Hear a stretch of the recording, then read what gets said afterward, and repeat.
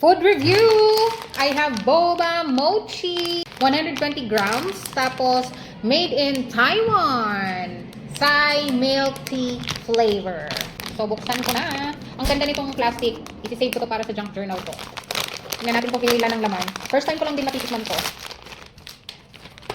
2, 4, 6, 8. 8 pieces lang ang laman niya. Ito. Ang cute. Tikman na natin. Huwag nang patagalin. Oh.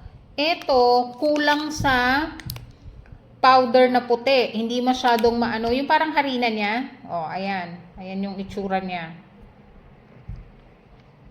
Tingnan natin sa loob. Ganyan lang. Yan.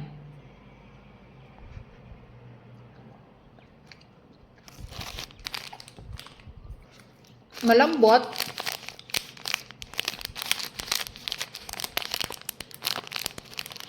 Matamis. Lasang milk tea.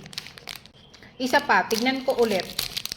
Apricot. Para siyang dried apricot. Ayan. 'Di ba?